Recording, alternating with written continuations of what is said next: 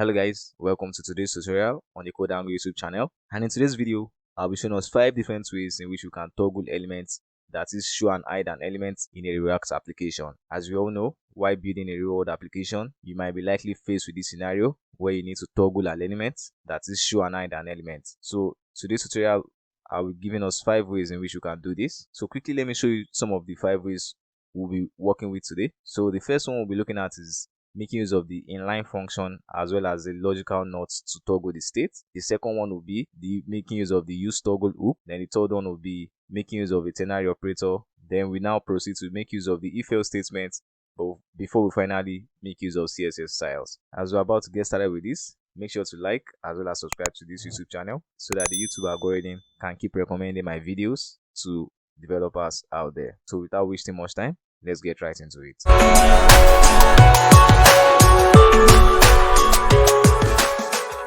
So the first thing we need to do is to create a new React project. To do this, you can make use of create React app, which is pretty straightforward. So if you have create React app installed, so all you need to do is just to type in npx create React app and then the name of your application. But for us, we already did that, so I'm going to clear this off. And then what you can do is to open the directory of your project inside of Visual Studio Code. I already did that as well, so I'm going to head straight to Visual Studio Code, and as you can see, we have a fresh React project here. I would not be modifying much in this template, so I'll just head straight to the SRC folder, and then I'm going to create a new directory inside of the SRC directory. So what we'll call this directory is going to be called samples, because this is where we show all the samples of the 5 ways in which we'll be showing how we want to toggle or hide and show an element in React. So I'm going to create 5 different files. So the first file will be called sample1.js, and then the second will be called sample2.js, and so on and so forth. So I'm going to speed up this process so as to save time. Now that we have all the files created, that is the sample1 file, sample2 file, 3, 4, and as well as 5.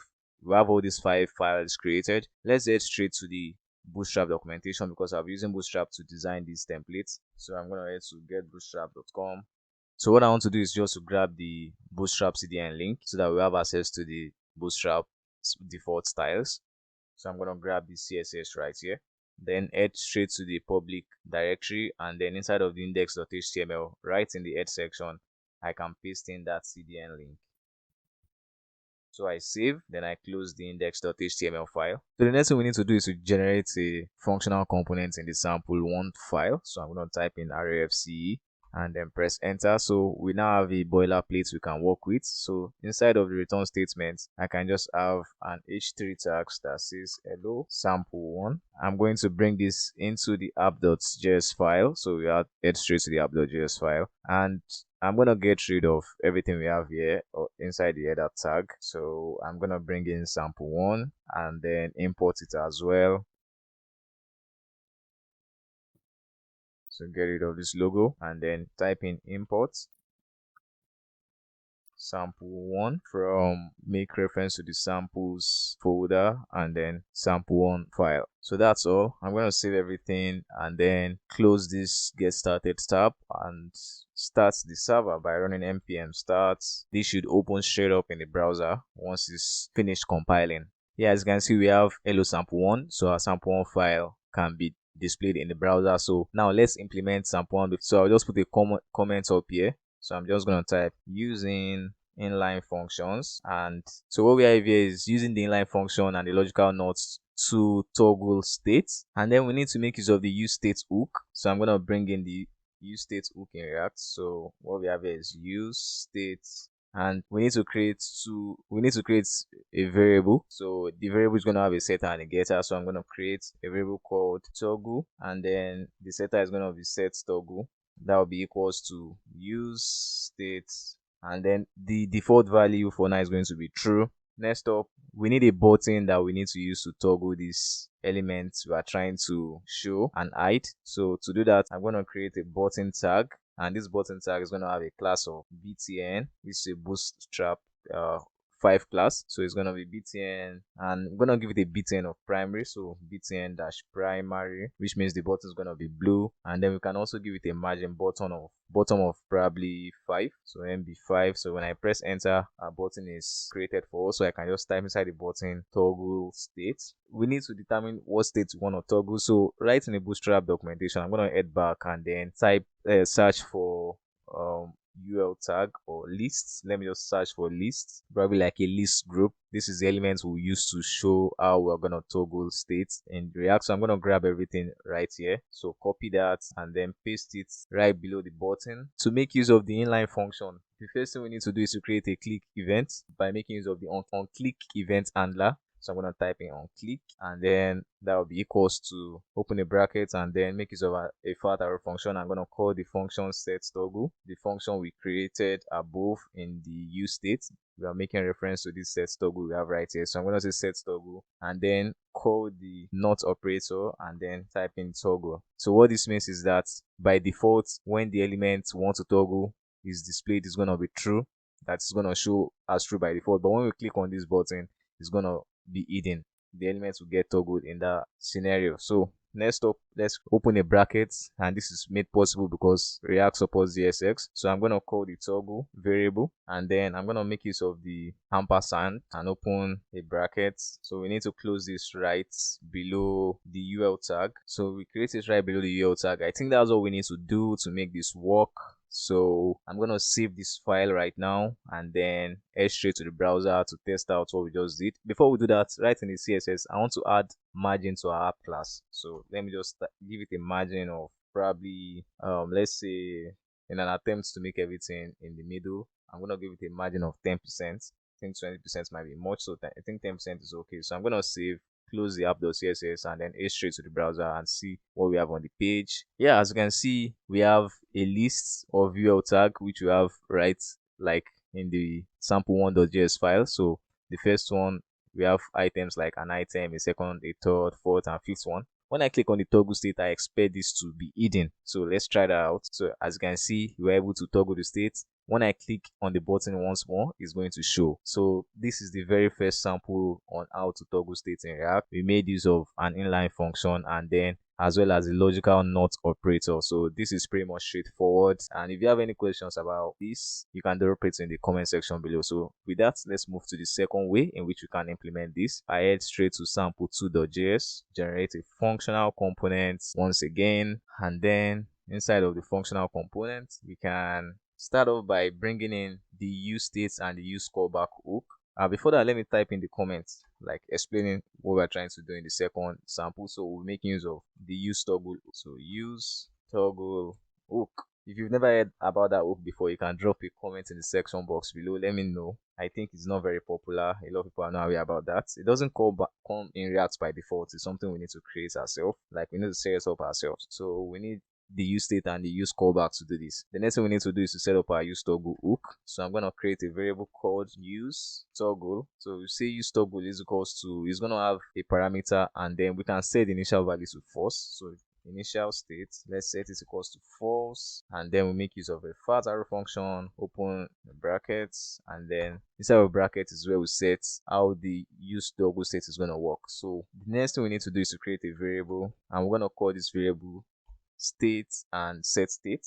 So state, set state, and then we're gonna make use of the use state hook right here, which is gonna take in the initial state we created in the parameter above, which we set as the parameter above rather. In the next line, what we need to do is now to create another variable called toggle. We make use of the use callback hook, which helps us to set the states to either true or false when the button gets clicked. So how to do this? We make use of the use callback. We call set state, which is our setter, and then we say state, make use of the arrow function, not state. This is where the logic for the toggle comes in place. We make use of a dependency injection before we finally return the state as well as the toggle. So I'm going to type in state and then toggle. So that's all we need to do in the use toggle hook. With this, we should be able to work with this particular custom hook. So quickly, let's just create another variable which we'll be using inside of our return statement in our component. So I'm going to create toggle and then set toggle, which is equals to, this time around we'll now make use of the use toggle hook. So I'll say use toggle, and then it's gonna be empty by default. So what I'm going to do next is just to grab everything we have inside of the sample1.js. So I'm going to grab everything we have here and then paste it inside of the sample2.js. I'm going to grab everything in the return. So we need to modify some things. The first thing we need to modify is the onClick event handler. So it's going to be called setToggle. So we don't need an arrow function for this. So I'm going to get rid of the arrow function and just paste in the setToggle setup we created above, which is right here. And then, so that's all we need to do. Right below, we made use of JSX to set the toggle and then the ampersand, that is to toggle. This shows the state. If the state is, if set toggle is true, it's gonna show everything inside of set toggle. If toggle state is true, it's gonna show everything we have in between it, which is the UL tag. If it's not true, it's not gonna show anything. So that's all we need to do. So for us to see this in action, we need to bring in our, what's it called, our sample2 file. So right in the app.js, I'm gonna comment out the sample1 and then paste in sample2. So we're gonna import this. So to do the import, I'm gonna comment out the sample1 and then type in sample2. So let's save everything we've done. So to be sure this is sample2, maybe you're right on top, I can just type in sample2 right here, h3 or h4 tag sample2. Then inside of sample1 file, I can just paste this here as well. So sample1. So let's save once again and then head straight to the browser. So we have an error. It says toggle has already been declared. So I think we declared toggle twice. So we need to see where this error is coming from. Line 11, as you can see here. So I'm going to head back to sample2.js and then let's check out the error. Oh, I see. We actually included this variable inside of the useToggle hook. It's supposed to be outside of it. So that's why our components could not have access to it. So it's supposed to be outside of this useToggle variable we have here. So I'm going to resave and then hopefully the error is gone. Yeah, as you can see, the error is gone. So because we set the initial states to false, it's not showing by default when the page loads. But once I click on the toggle state, it should show, just like we can see here. So this is the second way in which we can toggle or hide and show an element or a component in React. So let's move quickly to the third sample. So I'm just going to grab everything inside of this sample1 and then paste it into the sample3. Change the name of sample1, the name of the component from sample1 to sample3. The third sample is actually using a ternary operator. So I'm going to clear these comments out here. So I'll say using the ternary operator. I believe a lot of us are familiar with the ternary operator. It makes use of a question mark that is similar to the if else statement. So I'm going to show us how to do it. So as we all know, we'll be making use of the use state hook here. So I'm going to leave that. So also we'll be making use of the toggle and set toggle variables. So I'm going to leave that as it is. But the difference here is we'll be making use of a click event handler that is a separate click event handler. So to do that, I'm going to get rid of everything inside of the onClick event handler here. So I'm going to create a new function. I'm going to call this undo click. So it's going to be undo click. So inside of the undo click, let's set how this is going to be. So it's going to be like a variable. I'm gonna make use of the fat arrow. So instead of the undo click, this is where we set the logic for the toggle state. So I'm gonna grab this set toggle setter right here, and then inside of the set, I'm gonna make use of the not operator, that is toggle not toggle. So that is set toggle not toggle. So depending on the state, if it's true, it won't show the element inside of the toggle. If it's false, it will show it. So that's just the logic behind that. So instead of making use of the ampersand, I'm gonna get rid of it. And then instead we're going to make use of a question mark. So that is, if toggle exists, show everything inside of it. So else, so the else statement will be right below the UL tag, which is going to be a colon. So inside of the, just below the colon, we're going to have an empty fragment. So I can just say, yeah, an empty fragment like this. So that's all we need to do, and then we close the brackets. So with this, we are good to go. Let me just roll through this one more time. We make use of we call the use state hook, and then we set a variable that has a setter and a getter and a setter. The setter, which is set toggle, is set inside of our click event handler, and then we make use of the toggle variable here to not show once the use state is it will show once the use state is true, but once we click on the button, it's not going to show. And then this undo click function right here, we set it inside of our button, and then we make use of the ternary operator to decide, that is, if the toggle state exists, it's going to show everything inside of it, and then if it doesn't exist, it's going to show what's inside of this empty fragment, which is nothing. Nothing's going to be shown. So I'm going to save one more time, and then I think we need to bring it into our, let me quickly change this h4 to sample3. We need to bring it into our app.js file. So I'm just going to head straight to the app.js file and then comment out sample2 and then bring in sample3. So that's what we need to do. Let me save and then head straight to the browser once more. So as we have here, we have sample3. So let's test it out. The initial state is true. So let's click on the toggle state button, and as you can see, it sets it to false. So as I click on the button, gets toggled, just as the case may be. The next way we need to do this is to make use of the if else statement, that is toggle using the if else statement. Once again, I'm going to grab everything inside of the sample1 while I close sample3. So I'm going to click on sample4. I'm going to paste everything in sample1 inside of sample4. So what we just need to do is to change the component from sample1 to sample4. So the use else statement is similar to what we did previously. So quickly, what I'm going to do is show us from the start. We call the use state hook, and then we set the toggle and set toggle. Then what we need to do is, I'm going to open the sample3 file. Just like we have a const handle click variable here, we'll have the same thing in sample4. So I'm going to paste it here, and then I'm going to clear everything inside of the arrow function right inside of the button tag, and then just paste in the handle click. So the only difference we have here is, instead of making use of the ternary operator, we'll be making use of the if else statement. So right above the return statement, I'm going to have an if statement that says if toggle, that is, if toggle exists. I'm going to open a pair of brackets, and then right below the return where our component ends, which is right here. So I'm going to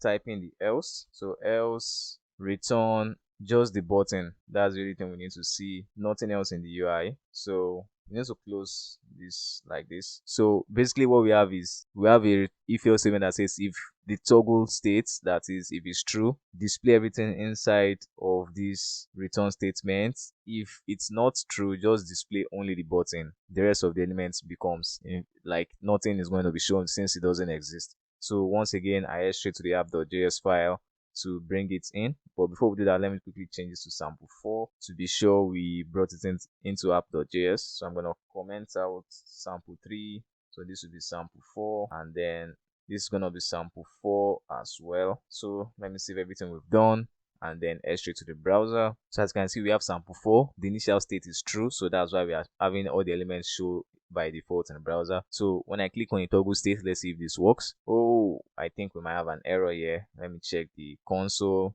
Do you mean class name? Uncut error sample4. Nothing was returned from the render. Let's check this out. Let's see where this error could be coming from. Oh, we didn't type return. We need to type return.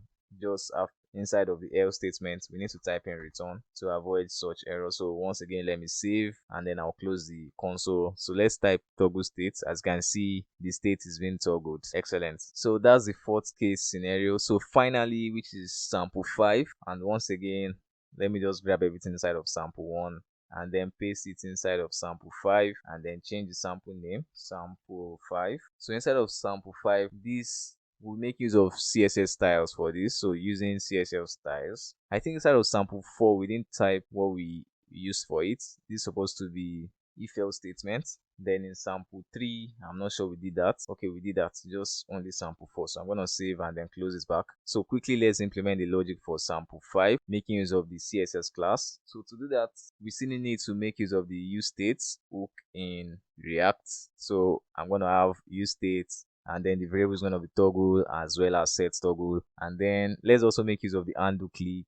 I think that's much better. So inside of sample 5, right below, I'm going to paste in some undo click, grab the variable, clear off the one we have inside of the onClick event handler, and set the undo click inside of there. So where we need to set the class is, okay, I'm going to get rid of this toggle as well. So where the class comes in is inside of the UL tag. We have currently a list style group as the class, like a list group as the class. So we need to call the style. So I'm going to say style is equals to, so I'm going to open a double bracket. So I'm going to say display is going to be, now this is where we need to set the toggle. So if toggle exists, once again we need to make use of the ternary operator here. If toggle exists, we set a display of block, that is going to show the elements, else the display is going to be none. I think this is just pretty straightforward. That is, if the toggle state is true, if it exists, it's going to show everything inside of the UL tag.